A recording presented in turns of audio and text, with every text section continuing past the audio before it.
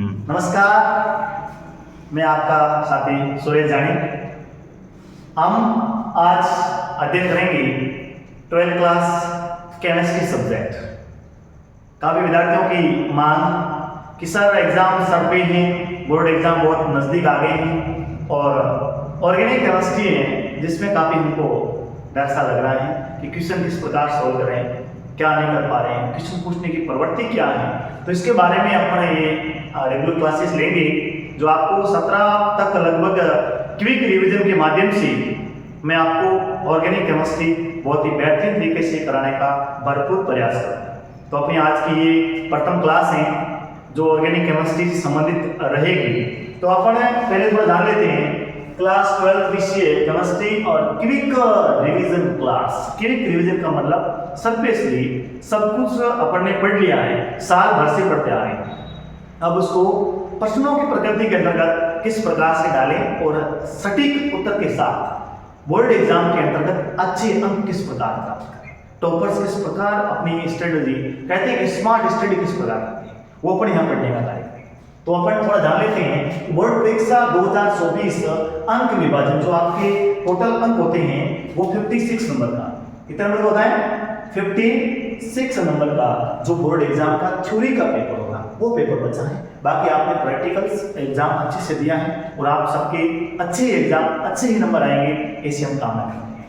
56 number में से जो पहला चैप्टर है सॉल्यूशन से अंक का हो गया आपका, फिर इलेक्ट्रोकेमिस्ट्री से अंक का, केमिकल काइनेटिक्स से अंक का, D and F block elements हैं 5 अंक का, और कोऑर्डिनेशन कंपाउंड है वो 5 अंक के हो गए। और जो halo alkane and halo alkane यहां से तक यहां 28 नंबर हो गए, यहां से आगे ये जो आपकी ऑर्गेनिक केमिस्ट्री है halo alkane and halo alkane और साथ ही साथ alcohol phenol and ether aldehyde ketone and जो कार्बोक्सिलिक अम्ल और एमीन्स और बायोमोलिक्यूल्स जो आपका कुल मिलाकर 12 और 7 19 और 5 24 और 4 28 नंबर ये 28 नंबर की हैं, वो आपकी हैं ऑर्गेनिक केमिस्ट्री। तो अपन विशेष ध्यान पहले इस ऑर्गेनिक केमिस्ट्री पे देंगे। ऑर्गेनिक केमिस्ट्री के पिछले कई वर्षों के प्रश्न पत्र निकालने के बाद में ये संज्ञान में आया है कि प्रश्न किस आधारित पूछते हैं, किससे पूछते हैं, बोर्ड क्या चाहता है आपसे, इस पे आधारित जो प्रश्न है वो पूछेंगे। तो मोटा मोटा आइडिया जो अपन ने निकाला है वो इस पे आया है कि प्रश्न पूछने की प्रवृत्ति टाइप्स ऑफ क्वेश्चन है। तो अपन ने इसको 4 भागों में बांटा, जनरल इंट्रोडक्शन के रूप में फर्स्ट, दूसरा आपका है वो है बनाने की विधियां एवं केमिकल प्रॉपर्टाइज, जो तीसरा है फिजिकल प्रॉपर्टाइज या भौतिक गुण, और उसके बाद चौथा जो थोड़ा डिफिकल्ट भी रहता है वो होता है परिवर्तन संबंधी क्वेश्चन, चेंजेबल रिलेटेड क्वेश्चंस जो एक आपको परिवर्तन से संबंधित प्रश्न पूछेंगे। इसके अंतर्गत अपन देखते हैं जनरल इंट्रोडक्शन। जनरल इंट्रोडक्शन के अंतर्गत पहली बात आती है जो अपन 11th क्लास से माने 9th क्लास से शुरू कर लेते हैं, आईयूपीएसी नाम। एक प्रश्न आपका आईयूपीएसी नाम से संबंधित आता है। पहली क्लास अपन शॉर्ट इस पे क्या करेंगे कि आईयूपीएसी नाम आपका गलत नहीं होना चाहिए। फिर अभिकर्मक का नाम एवं रासायनिक सूत्र अर्थात आपका रिएजेंट का नाम पूछेगा डायरेक्ट, जैसे आपके हेंसबर्ग अभिकर्मक का सूत्र क्या है या उसका नाम क्या है, इस प्रकार से आपको पूछेंगे। टोलेन अभिकर्मक का सूत्र एवं नाम क्या है, इसी क्वेश्चन आपको रिएजेंट से संबंधित क्वेश्चन पूछे जा सकते हैं। साथ ही साथ उनका रासायनिक सूत्र, और एक ट्रेनिंग में आया है एक प्रश्न पूछते हैं आपके विस्तार रूप या फुल फॉर्म से संबंधित, जैसे पिछली बार आया था आपने डीडीटी का विस्तार रूप लिखी, बीएससी का विस्तार रूप लिखिए, जैसे बेंजीन हेक्साक्लोराइड का डीडीटी थी आपकी पैरा डैश वाला। उसके साथ ही साथ नेक्स्ट अपन देखते हैं बनाने की विधियां एवं रासायनिक गुण, इससे संबंधित प्रश्न पूछता है। नेम रिएक्शन, पहला क्वेश्चन होता है नेम रिएक्शन से। नेम रिएक्शन कौन सी जो अपन साल भर से पढ़ते आ रहे हैं, जैसे सेंडमेयर अभिक्रिया हो, डार्टन अभिक्रिया हो, फिंकेलस्टैंड अभिक्रिया हो, श्वार्ट अभिक्रिया हो, आपकी राइमोटेमर अभिक्रिया हो, चाहे आपकी बीटा विलोपन रिएक्शंस हो, वुड्स अभिक्रिया हो, वुड्स फिटिक अभिक्रिया हो, चाहे आपकी सिमोनिन रिएक्शंस हो, चाहे बाल्सीमान हो, ये अनेक प्रकार की जो नेम रिएक्शन है अपने पाठ्यक्रम में 40 नेम रिएक्शन है। यदि अपने 40 नेम रिएक्शन को यदि याद कर लेते हैं तो अपने नेम रिएक्शन वाला और समीकरण लिखने वाला कार्य और साथ ही साथ अभिक्रिया को पूर्ण करने वाला, ये काम अपना पूरा हो जाता है कि आप किसी भी इक्वेशन को या रिएक्शंस को प्रूव कीजिए या इक्वेशन लिखिए, ये प्रश्न पत्र अपन पूरा करते हैं। उसके बाद में अपन देखते हैं क्वेश्चन आता है आपकी रेजोनेंस स्ट्रक्चर, अनुनादी संरचनाओं से संबंधित प्रश्न पूछा जाता है। ये भी अपन 5-7 अनुनादी संरचनाएं, बेंजोइक अम्ल है, बेंजीन है, क्लोरोबेंजीन है, टोलुइन है, फेनेटोल है, एनिसोल है, फिनॉक्साइड है, जो आपका फिनोल है, इसी 5-7 अनुनादी संरचनाएं उनको अपन बेहतरीन तरीके से समझेंगे और देखेंगे कि किस प्रकार आपकी अनुनादी संरचनाएं बनती है और एक अनुनाद संपन्न होता है कौन सी स्थिति पर, पैरा या ऑर्थो स्थिति पर या मेटा स्थिति पर इलेक्ट्रॉन घनत्व को बढ़ाता है या कम करता है, वो अपन देखेंगे। तो आपका सीधा नंबर लाने का यहाँ से सांस देते हैं अनुनादी संरचना जो अपन ने यहाँ तक पढ़ा है, इसमें आपको ज्यादा कोई डिफिकल्ट वाला बात नहीं। आईपीसी नाम है आ रहा है तो सीधा लिख लेंगे अपन, रिएजेंट और सूत्र याद कर लेंगे, फुल फॉर्म में आपको 4-5 बताऊंगा, वो सीधे आप क्या कर लेना, याद कर लेना। बनाने की विधि और नेम रिएक्शन है, अपन 40 रिएक्शन में डिस्कस करेंगे, सीधे आप पढ़ लेना, सीधे तौर पर आपको याद हो जाएगी, एग्जाम में पुट अप कर लेंगे।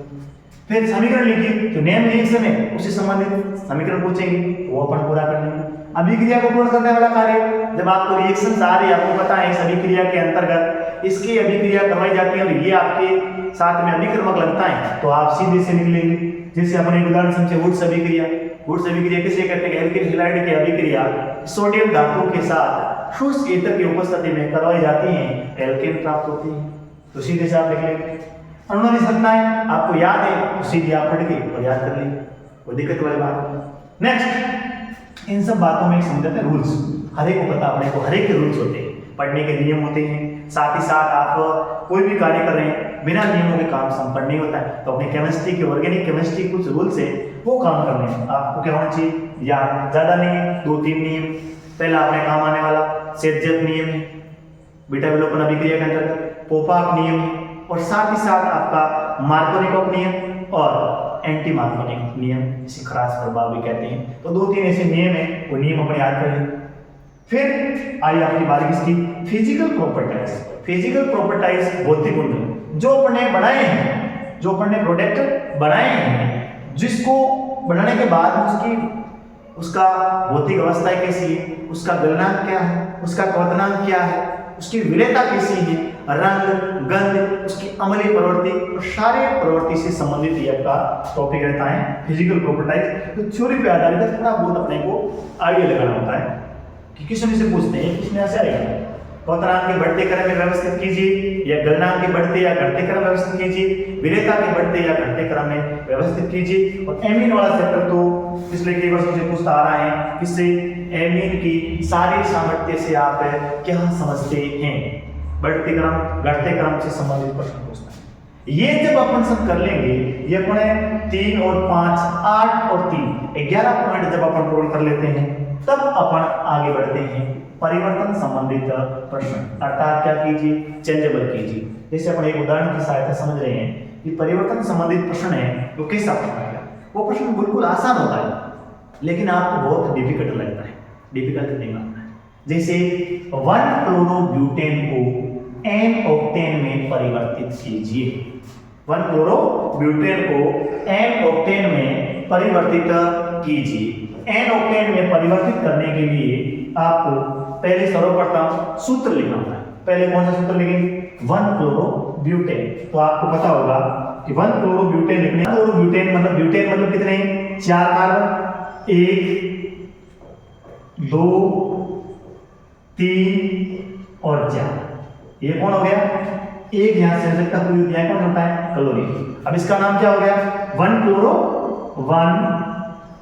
क्लोरोब्यूटेन। अब 1 क्लोरोब्यूटेन से किसमें कन्वर्ट करना है अपने को, 1 क्लोरोब्यूटेन को एन ऑक्टेन। एन ऑक्टेन सूत्र क्या होगा, 8 कार्बन CH3 और साथ ही साथ CH2 और आपका 6 CH3, 8 कार्बन वाली श्रृंखला है वो एन ऑक्टेन कहलाती है। सब सिंगल बॉन्ड है, इसलिए कौन सी है, एल्केन।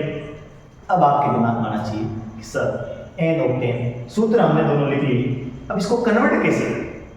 तो आपको पढ़ाया था और आपने पढ़ा है कि डबलिंग सिस्टम, शेयर मार्केट वाला जो डबल करने का है वो कौन सी रिएक्शन है, डबल करने वाली रिएक्शन आपकी वुड्स अभिक्रिया।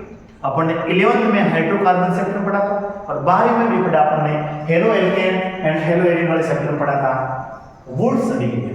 तो वुड्स अभिक्रिया क्या कहते हैं, इसमें कौन सी अभिक्रिया पूछ करना है, वुड्स अभिक्रिया। वुड्स अभिक्रिया क्या कहती है कि एल्कीन हैलाइड की अभिक्रिया, एल्कीन हैलाइड की अभिक्रिया सोडियम धातु के साथ, सोडियम धातु के साथ शुष्क ईथर की उपस्थिति में, किसकी उपस्थिति में, ड्राई ईथर, शुष्क ईथर की उपस्थिति में करवाने पर एल्केन प्राप्त होती है। देख लीजिए, ये रहा आपका कौन सा एल्किल हैलाइड, कितने अपन ने ले लिए, 2, कितने किसके साथ, 2 सोडियम धातु के साथ। तो बाहर क्या निकल जाएगा, 2NaCl, क्या निकल जाएगा, -2NaCl बाहर निकल गया। पीछे क्या बचा आपका, पीछे बचा आपका CH3 CH2 CH2 CH2 2 बार, अर्थात डबल ब्यूटेन का ऑक्टेट। आई बात समझ में? एक बार गौर से देखिए, ऐसे क्वेश्चन आते हैं, ज्यादा टफ नहीं आते, लेकिन अपने को नेम रिएक्शन याद नहीं है तब तक हम कुछ नहीं कर पाएंगे। यहां तक आने के लिए यहां तक आपको याद होना चाहिए, स्टेप बाय स्टेप। ये आगे वाला मैं बताऊंगा आपको, आइसोटोप नाम बताऊंगा, रिएजेंट बताऊंगा, केमिकल फॉर्मूला बताऊंगा, फुल फॉर्म सब बताऊंगा। नेम रिएक्शन होते अपन वहां तक पहुंच जाएंगे, पूर्ण कोशिश रहेगी आप भी सपोर्ट करना, मैं भी कोशिश करूंगा कि आपको बोर्ड एग्जाम से पहले कंप्लीट तरीके से ऑर्गेनिक केमिस्ट्री का आपका क्विक रिवीजन करवाऊं। दूसरा एग्जांपल आपका देखिए, सेकंड एग्जांपल्स हैं उसको देखिए आप। सेकंड एग्जांपल आपका है वो है फिनोल को बेंजीन में परिवर्तित कीजिए। तो अपन ने पढ़ा था बेंजीन बनाने की विधियां 11th क्लास के अंतर्गत, और इससे halo alkane and hello Erin में पढ़ते हैं कि फिनोल, पहले अपने को फिनोल का सूत्र पता करना है। ये अपना कौन सा है, ये बेंजीन वलय होती है।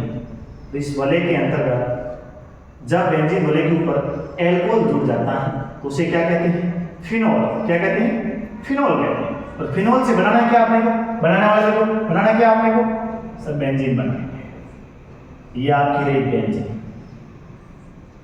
ये आपकी बेंजीन है। हटाना कौन है, OH आपका हटाना है। तो क्या करेंगे, अपन ने पढ़ा था कि फिनोल की अभिक्रिया जिंक धातु के साथ उत्प्रेरक की उपस्थिति के अंतर्गत उच्च ताप पर करवाई जाती है तो ये जिंक ऑक्साइड के रूप में बाहर निकल जाएगा और आपको क्या प्राप्त होगी, बेंजीन प्राप्त होगी। कुछ नहीं करना, आपको सिंपल सा करना है, जिंक धातु उत्प्रेरक, ताप पर गर्म करना है और बेंजीन और फिनोल, आपका नंबर कंप्लीट है। पूर्ण रूप से आपको नंबर प्राप्त होंगे। ठीक इसी प्रकार अपन पूर्ण रूप से इससे पूरी रूपरेखा को अपन देखेंगे और पढ़ेंगे, आपको मजा आएगा। मतलब आप जिसने भी थोड़ा बहुत भी नहीं पढ़ा है, अभी यदि वीडियो को देख करके, इस क्लास को देख करके अभी लिस्ट लग जाएगा तो यकीन मानिए 28 नंबर के आपके ऑर्गेनिक केमिस्ट्री हैं, उसमें से बच्चा 20+ नंबर ला जाएगा।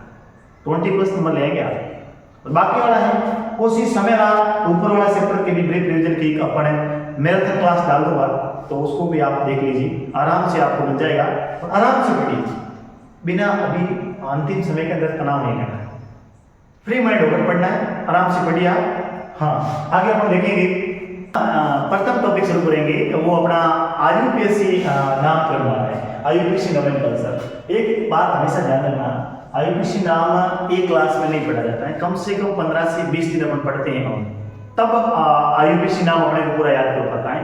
कम से कम 20 क्लास की आवश्यकता पड़ती है, लेकिन आपको मैं कोशिश करूंगा एक क्लास में काफी हद तक समझाने की। कि ध्यान रखना, IUPAC नामकरण का यूनिवर्सल फॉर्मूला है। इस फॉर्मूले के तहत आप किसी भी नाम का नामकरण कर सकते हैं, अर्थात केमिस्ट्री के पंडित बन सकते हैं। अब देखिए, प्रतिस्थापी फर्स्ट, प्रतिस्थापी second, third, fourth, fifth, sixth, जितने भी प्रतिस्थापी आ रहे हैं उनको पहले लिखेंगे। उसके बाद में मुख्य कार्बन श्रृंखला, कितने कार्बन की है, मुख्य कार्बन श्रृंखला लिखेंगे। उसके बाद में प्राथमिक अनुलग्न और द्वितीयक अनुलग्न। प्राथमिक अनुलग्न है 3 प्रकार के। सिंगल बॉन्ड है पूरी कार्बन श्रृंखला के अंतर्गत तो एल्केन अर्थात नामकरण के अंत में आएगा एन। एल्कीन डबल बॉन्ड है तो ईन, और एल्काइन ट्रिपल बॉन्ड है तो आइन। और जो द्वितीयक अनुलग्न है वो आपके फंक्शनल ग्रुप है, क्रियात्मक समूह जो आपने टेबल याद की होगी, कार्बोक्सिलिक अम्ल, सल्फोनिक अम्ल है, एल्डिहाइड है, कीटोन है, एस्टर है, एमाइड है, ये वाले आपने एमिनो समूह है, एल्कोहल फिनोल वाले, तो ये वाले आपकी जो जैसे COOH ये एक कार्बोक्सिलिक अम्ल का षष्ठा सूत्र है, तो इसके पीछे जुड़ता है, इसका अनुलग्न होता है वो होता है ओइक एसिड। जब ये मुख्य क्रियात्मक समूह के रूप आएगा तो क्या लगेगा? ओइक एसिड लगेगा। ठीक उसी प्रकार एल्कोहल होगा तो ऑल, एल्डिहाइड होगा तो एल, कीटोन होगा तो ऑन, ये नामकरण के अंत में लगता है अनुलग्न। यहां देखिए प्रतिस्थापन में क्या लगता है? पूर्व लग्न। पूर्व लग्न मतलब आगे वाला। पूर्व लग्न के रूप में कौन आ सकते हैं? जैसे हेलो, एक्स का मतलब क्या है? हेलो। नेक्स्ट में क्या देखते हैं? एफ, फ्लोरो, क्लोरो, ब्रोमो, आयोडो। फिर एल्किल समूह, एल्किल मतलब आर, एक कार्बन श्रृंखला है तो क्या लिखेंगे आप? मेथिल, एथिल, प्रोपिल, आगे ब्यूटिल, पेंटिल लिख सकते हैं। NO2 तो नाइट्रो समूह, और NH2 है तो एमिनो समूह। ठीक उसी प्रकार आप देखेंगे अनेकों आपके प्रतिस्थापी के रूप में मिल सकते हैं। सर क्या ये प्रतिस्थापी के रूप मिल सकते हैं? बिल्कुल मिल सकते हैं। जब एक या एक से अधिक क्रियात्मक समूह साथ में जुड़े होते हैं तो एक आपका मुख्य क्रियात्मक समूह होगा, तो बाकी वाले क्या होंगे? प्रतिस्थापी माने जाएंगे। जिसे माना कि अपना एग्जांपल देखेंगे आगे, एल्कोहल मुख्य क्रियात्मक समूह के रूप में आएगा तो ऑल होगा, लेकिन एल्कोहल और कार्बोक्सिलिक अम्ल दोनों साथ में आ गए तो कार्बोक्सिलिक अम्ल है मुख्य क्रियात्मक समूह होगा, और एल्कोहल है वो क्या होगा? प्रतिस्थापी के रूप में होगा, तब उसका हाइड्रोक्सिल है। तो इसीलिए आपको मैं कहना चाहूंगा जो आपकी पुस्तक में टेबल है फंक्शनल ग्रुप का क्रम वाइज जो वरीयता क्रम है, सबसे अधिक से लेकर के नीचे, सबसे अधिक जो प्रबल है वो ऊपर है, उसके बाद में नीचे नीचे आते हैं। ऊपर वाला आएगा और नीचे वाला दोनों आगे साथ में, तो नीचे वाला वरीयता क्रम होगा वो कम स्थायी होगा, ऊपर वाला अधिक स्थायी होगा, अर्थात अधिक प्रभावी होगा, अधिक प्रबल होगा, इसलिए वो मुख्य क्रियात्मक समूह माना जाएगा। नीचे वाले क्या माने जाएंगे? आपके प्रतिस्थापी के रूप माने जाएंगे। जो प्रतिस्थापी के रूप में होता है उसका पूर्व लग्न लगता है, और जो मुख्य क्रियात्मक समूह के रूप में होता है उसका क्या लगता है? अनुलग्न लगता है। ये बात आपको विशेष ध्यान रखना है। और कार्बन श्रृंखला आपको पढ़ते आ गए 9th क्लास से, C1 मेन, एयर, प्रो, but, pent, hex, hept, oct, non, dec, dodec, undec, ऐसे अपन पढ़ते आ रहे हैं। इस बात का भी विशेष ध्यान रखें। अब ध्यानपूर्वक सुन ले IUPAC नाम लिखने के नियम। पहला है सर्वप्रथम आपको मुख्य कार्बन श्रृंखला का चयन करना है। सरमुखी कार्बन श्रृंखला का चयन कैसे करें? तो उस मुख्य कार्बन श्रृंखला का चयन करना है जो सबसे लंबी कार्बन वाली हो, जिसके अंतर्गत अधिकतम प्रतिस्थापी हो, जिसके अंतर्गत डबल बॉन्ड हो, जिसके अंतर्गत ट्रिपल बॉन्ड हो, जिसके अंतर्गत मुख्य क्रियात्मक समूह जुड़ा हुआ हो। ये उस मुख्य क्रियात्मक श्रृंखला का आप चयन करने के कुछ नियम होते हैं। पहला, दूसरा, पहला हो गया आपका चयन, श्रृंखला का चयन करना। दूसरा आपका होता है अंकन। सर हम अंकन कहां से करें? अंकन करने का नियम जहां से प्रतिस्थापी को न्यूनतम अंक मिले। सर प्रतिस्थापी दोनों एक ही जगह आ गए तो कुछ नहीं करना है, अल्फाबेटिक ऑर्डर फॉलो करना है। जो अल्फाबेटिक ऑर्डर पहले आ रहा है उसको न्यूनतम अंक। सर अल्फाबेटिक ऑर्डर में नहीं आ रहा है तो दूसरे तीसरे प्रतिस्थापी को देखो। सर डबल बॉन्ड आ गया तो डबल बॉन्ड को न्यूनतम अंक मिलना चाहिए। ट्रिपल बॉन्ड आए, ट्रिपल बॉन्ड को न्यूनतम अंक मिलना चाहिए। सर डबल बॉन्ड और ट्रिपल बॉन्ड दोनों आ गए तो जो नजदीक हो उसको न्यूनतम अंक देना है। सर दोनों एक ही स्थान पर है, ट्रिपल बॉन्ड और डबल बॉन्ड, तो डबल बॉन्ड को न्यूनतम अंक दीजिए। प्रतिस्थापी भी है सर, डबल बॉन्ड भी है तो डबल बॉन्ड को न्यूनतम अंक दीजिए। सर क्रियात्मक समूह है तो कुछ नहीं करना है। क्रियात्मक समूह के अंतर्गत यदि कार्बन है, जैसे कार्बोक्सिलिक अम्ल में कार्बन होता है, एल्डिहाइड में कार्बन होता है, कीटोन में कार्बन होता है, ये है तो इसको न्यूनतम अंक। कार्बोक्सिलिक अम्ल आ गया मतलब इसको न्यूनतम अंक देना है, भले ही आपका डबल बॉन्ड आया हुआ है। कर लेंगे, थोड़ी प्रैक्टिस करनी पड़ेगी, ऐसे नहीं आएगा, थोड़ी कोशिश करेंगे तो आराम से आ जाएगा। IUPAC नाम है। अब अपन देखते हैं आगे IUPAC नाम का एग्जाम्पल देखते हैं। सर ये देख लीजिए आप,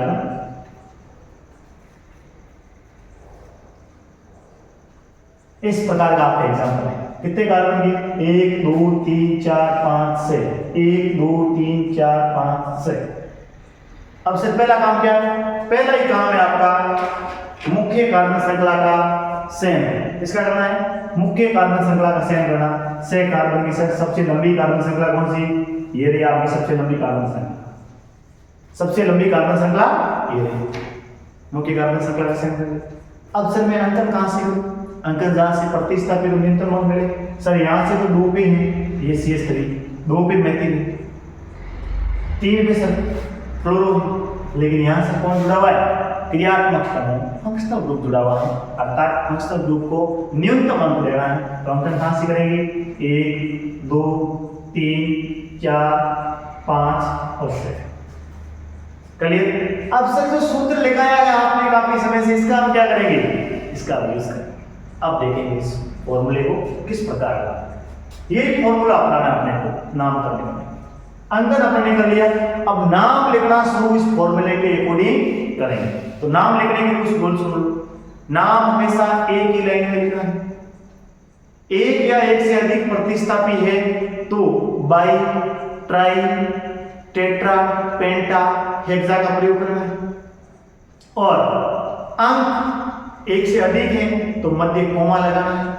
अंक और नाम के मध्य आइकन लगाना है। इस बात का भी विशेष क्या रखना है? ध्यान। और नाम हमेशा अल्फाबेटिक ऑर्डर के अकॉर्डिंग लिखने हैं। यदि बहुत अधिक आपके प्रतिस्थापी अल्फाबेटिक ऑर्डर को फॉलो करना है तो कोशिश करना कि पहला अक्षर हमेशा कैपिटल लेटर में लिखें। तो देखिए इसका नाम कैसे लिखेंगे?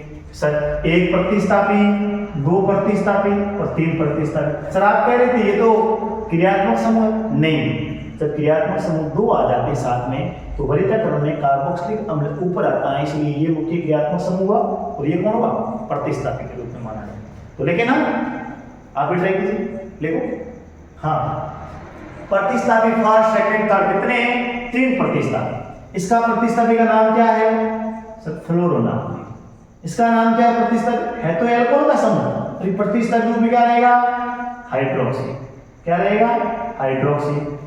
इसका नाम क्या है? CH3 का कार्बन C नहीं, ध्यान रखना। इसका नाम क्या लिखा है आपने? मेथिल। क्या नाम लिखा है? मेथिल नाम लिखा है आपने यहाँ पे। ये रहा आपका कौन सा है? मेथिल। और साथ ही साथ अब अपन देखेंगे नामकरण करना। फ्लोरो, हाइड्रोक्सी और मेथिल। ABCD में पहले H आता है, F आता है। पहले कौन आता है? F आता है। कौन से स्थान पर है? 4 नंबर। तो क्या लिखेंगे? फॉर फ्लोरो, कॉमा सेकंड प्रतिस्थापी कौन सा है? हाइड्रोक्सी। कितने पे है? 3। क्या लिखेंगे? 3 हाइड्रोक्सी, कॉमा। नेक्स्ट कौन है? मेथिल। कितने पे है? 5 पे। तो क्या लिखेंगे? 5 मेथिल। प्रतिस्थापी कंप्लीट आपके फर्स्ट सेकंड थर्ड कंप्लीट हो गया। अब मुख्य कार्बन श्रृंखला। मुख्य कार्बन श्रृंखला कितने कार्बन की है? 6 को क्या कहते हैं? हेक्स। हेक्सेन नहीं, सिर्फ पहले हेक्स लिखिए, हेक्स। डबल बॉन्ड है कहीं? सर नहीं। एल्केन। क्या जुड़ेगा? एन। क्या जुड़ेगा? एन। हेक्सेन। ई हट जाएगा नामकरण करते हैं। पीछे यदि क्रियात्मक समूह जुड़ा है ई क्या हो जाएगा? हट जाएगा। हेक्सेन। हाँ, अब प्राथमिक अनुलग्न हो गया। द्वितीयक अनुलग्न कौन सा है? कार्बोक्सिलिक अम्ल। इसका अनुलग्न क्या लगता है? Oic acid. कौन से स्थान पर? 1 पर। Hexane 1 oic acid. यदि आपने इसको हेक्सेन ओइक एसिड लिख दिया है तो भी आपका नाम सही होगा और ये नाम भी क्या होगा? सही। Is that correct? ऐसे आप बहुत सारे एनसीईआरटी किताब के अंतर्गत आपके एग्जाम्पल है, उनको सोल्व कीजिए, पूर्ण तरीके से कीजिए, इस फॉर्मूले को यूज करते हुए कीजिए, आसानी से हो जाएगा। और साथ ही साथ अब सर एरोमेटिक हो तो यहाँ क्या जोड़ना है? साइक्लो। सिर्फ यहाँ साइक्लो जोड़ना है, बाकी कोई सेंजेबल नहीं करना है। आप आराम से कंप्लीट कर पाएंगे। तो मैं आशा करता हूं कि आप आराम से IUPAC नाम समझे होंगे, देखे होंगे और घर पर जाकर प्रैक्टिस करना। और अभी आप कॉपी लेकर के प्रैक्टिस करना एनसीईआरटी के सॉल्यूशन की। चैप्टर आपका पहला halo alkane, hello arene and आपका एल्डिहाइड, कीटोन एंड कार्बोक्सिलिक अम्ल, alcohol, phenol, ether, amines. In chapter के 4 चैप्टर में जो आईयूपीएसी नाम है जो एनसीईआरटी के अंदर दिए गए उनको सॉल्यूशन कीजिए, तो आपका आईयूपीएसी नाम गलत नहीं होगा और 1 नंबर आपका पक्का। और अब मिलेंगे अपन नेक्स्ट क्लास के अंतर्गत, और नेक्स्ट क्लास अपन कोशिश करेंगे कि 2 क्लास में आपकी संपूर्ण ऑर्गेनिक केमिस्ट्री कंप्लीट कर लेंगे। मैराथन क्लास लगेगी, 1-1 घंटे की क्लास रहेगी शायद तक, तो आपका अपन 2 घंटे की क्लास के अंतर्गत क्विक रिवीजन के माध्यम से कंप्लीट तरीके से आपका पूरा अपन करेंगे। आपको आपने ये पूरी क्लास देखी, इसलिए आपको बहुत बहुत धन्यवाद। इस क्लास को आप हर जरूरतमंद विद्यार्थी तक पहुंचाइए। जिन विद्यार्थियों ने बड़े इंस्टीट्यूट के अंदर पढ़ करके कोचिंग नहीं की है, फीस नहीं भरी है, सरकारी विद्यालय में घर पर रहकर पढ़ाई कर रहा है, उन तक पहुंचाने के लिए आप जरूर इसको शेयर कीजिए। और कुछ सुधार की आवश्यकता हो, कुछ क्वेश्चन हो तो आप कमेंट बॉक्स में जरूर लिखिए, लाइक कीजिए। बहुत बहुत धन्यवाद।